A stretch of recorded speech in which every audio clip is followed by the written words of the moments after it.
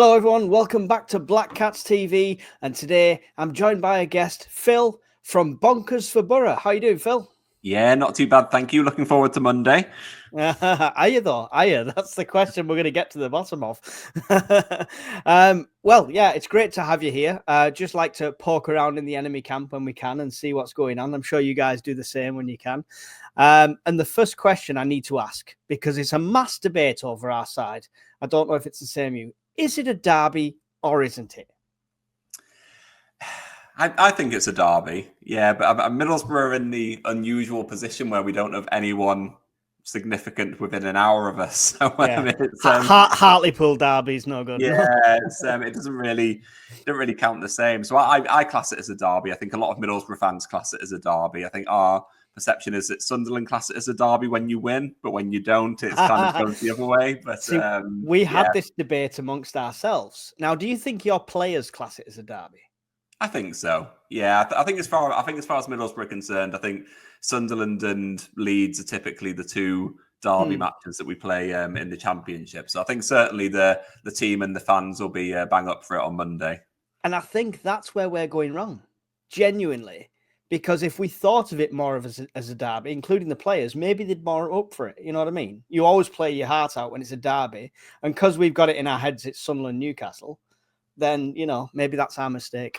Maybe that's our letdown there. Quite possible. Well, we'll see if it's a mistake on Monday, I guess, won't we? Well, even though it's not a derby, played each other many times. Sunderland's won 63 times.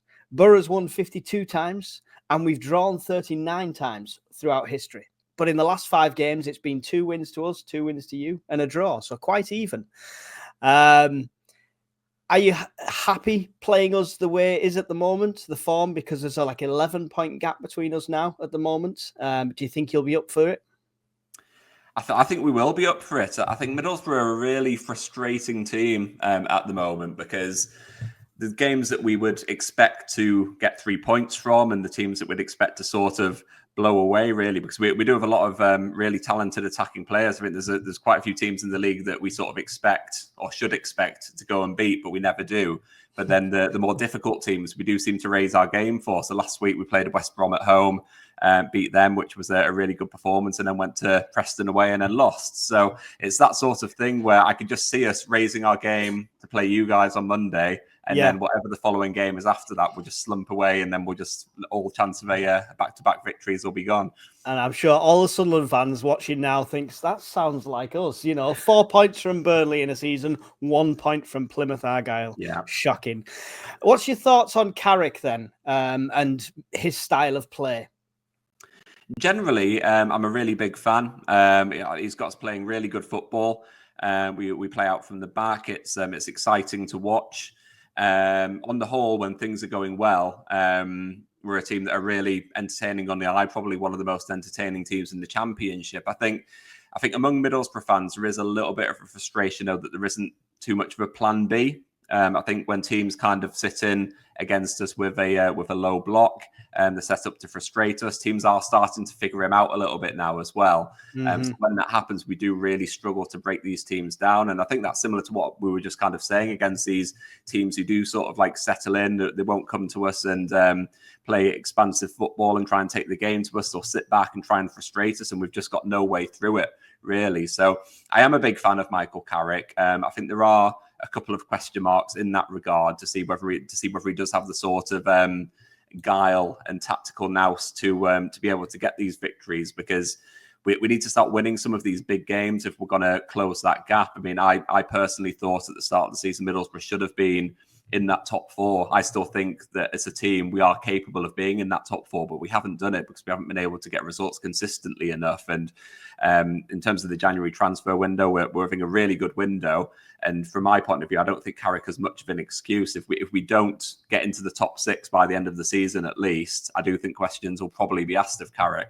It's good to get some insight. My boss is a Middlesbrough fan, and when something goes wrong for Middlesbrough and I say, what happened? He says, it's Middlesbrough. That's his answer for everything, for just doing a Middlesbrough. Yeah.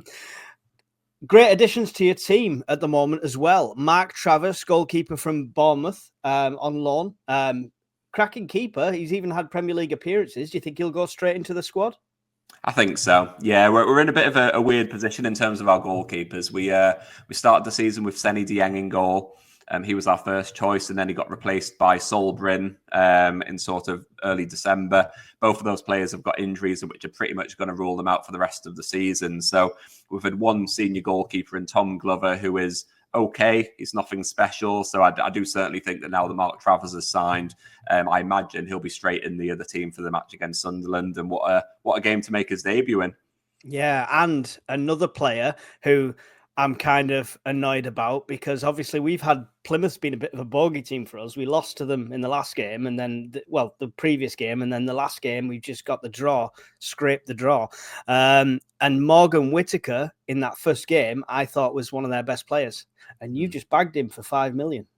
Yeah, I think it's an exciting signing. I think it's certainly one that shows intent. I think it shows what we're trying to do in the championship. It's quite tricky at the moment to see where exactly he'll fit into the team because he typically plays on the right flank, but we've got Ben Doak there who's been doing so well for us over the course of this season. So we do have quite a lot of attacking players who are all pretty good quality in the championship. So it'll be interesting to see whether he comes into the team straight away for the match against Sunderland. I'd like to see him. I think he could offer something a bit different to the players that we've got at the moment. I think he could cause you boys some trouble. Possibly a bench start from him then, do you think? Maybe. Yeah, I think Ben Doak isn't going to be dropped, I don't think. I think he's been one of our best players so far this season. I know that Morgan Whittaker can play number 10 as well. We've got Finn Azaz, who normally plays there, but while he was absolutely unstoppable back in December, he's had a quiet 4 or 5 games. So potentially he could come in there, but I guess it depends, really. Yeah, I mean, I think it's a quality signing, and it's weird when it's from the team that's at the bottom of the division, but it is a quality sign, definitely. So you've mentioned Ben Doak there. Any other key danger men we should be worried about, do you think, who are firing on all cylinders at the moment? Not really. I would have said Emmanuel Latilaf, but he's not going to be fit. I wouldn't imagine for Monday. He did something to his groin against Preston last week. He's along with Ben Doak, he's probably been our best player so far this season. He scored loads of goals for us. He's fast. He's rapid. He just causes all sorts of problems for defenders. But I'd be very, very surprised if he's past fit. And Tommy Conway, our other striker, is currently out injured as well. So at the moment we're sort of without an out and out striker, which is a little bit worrying for us. So yeah, it could be Marcus Force playing up front, or it could be Delano Bergsorg. I don't think either of them are going to cause you huge problems, if I'm completely honest. I think Ben Doak's certainly the main man. I think obviously Morgan Whittaker, we don't know exactly what he'll do and how quickly he'll adapt to life at Middlesbrough. But I'd probably say that if you can keep Ben Doak quiet, you can probably keep most of Middlesbrough's attack quiet because he's that influential, I'd say. Wow, it's good to know. I hope Labree's watching. You could be losing Latilaf, though. Is that right? As transfer rumours? Yeah, there's been all sorts of rumours. He was Ipswich came in for him on deadline day in the summer. We knocked that back. I think he sulked for a couple of weeks because he didn't get his move to the Premier League. But he then got his head down, carried on, scored a load of goals in the autumn, and then this month there was a bit of Premier League interest, and then Atlanta United in the MLS came in for it with an MLS record offer of 20 million. By all accounts, it sounds like he wasn't completely convinced by going over there. So I'm not sure whether that's been what's potentially scuppered that move or whether it's the injury that he's picked up. But I think reports today have been saying that it's highly likely now that he'll be staying at Middlesbrough for the second half of the season, which is good news, I think. Like I said, he's been a really good player for us this season. He scores a lot of goals. So replacing him with just a few days left of the transfer window would have been an absolute nightmare. It's always brave decisions by the boards of these teams to fight off these big offers in January in light of trying to get up there, isn't it? So they've really got to resist. I think we're doing the same at the moment. You just lost to Preston, but you seem to have more possession and more chances. What happened there? If you've seen the highlights, you would just see defending akin to an under-8s team, really. It was just an absolute shambles. Same as us then. That's exactly the same as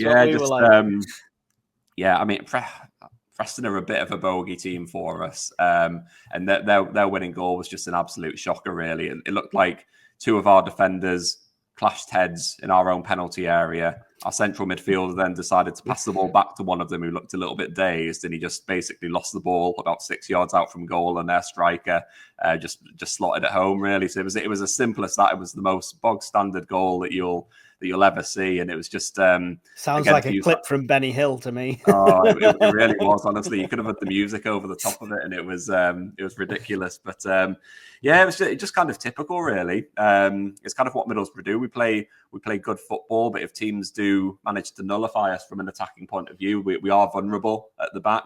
We play good attacking football, but we are vulnerable. So if you can stop us from playing and you can cause any sort of problems for our defence, the chances are that you'll get a little bit of joy at some point. Fingers crossed. Last one then. Score prediction. I am confident going into this one, to be honest. Like I said, I think it's the sort of game that Middlesbrough will rise to the challenge for. I think we do tend to rise to the big occasion. We do, like, I don't know, we hide away. I don't know whether it's complacency or what when we play the sort of lower down teams in the league. But I think certainly for this one, it'll be under the lights at the Riverside. I think it'll be, I don't know if it'll be a sellout or it'll be somewhere close anyway. And I think the team will be up for it, because as well as the occasion and the derby buzz and all that sort of thing, it's a game that we sort of need to win. We're now in a position where we are kind of clinging on to the top six by our fingernails, really. So we need to start getting some big results. I think the chances of us getting top four and catching you guys up, I think it's unlikely now. But we do need to start putting together some kind of consistency to get into that top six. So I think Middlesbrough will come away with a win. I'm going to say 2-1 to Middlesbrough. 2-1. Quite a conservative win, but a win nonetheless. Well, one last thing to do is to mention your channel, which is there at BonkersForBoro.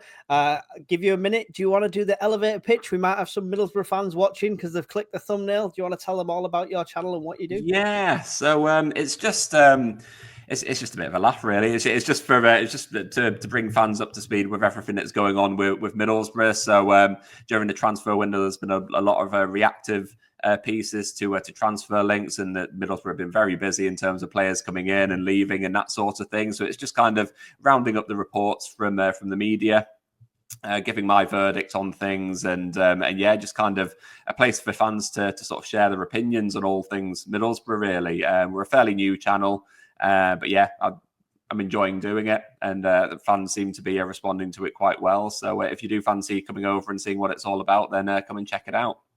Yep, there you go. So even if you're not a Middlesbrough fan, you just want to keep an eye on the enemy like we do, go and give BonkersForBoro a subscribe and check out some of his videos and give him some love over there. Would you like to say goodbye to the millions of viewers, Phil? Yes, goodbye, millions of viewers. I'll see you on Monday. Thanks for watching, guys. Don't forget, like, subscribe, leave a comment, all that lovely stuff the algorithm likes, and we'll see you in the next video. Goodbye.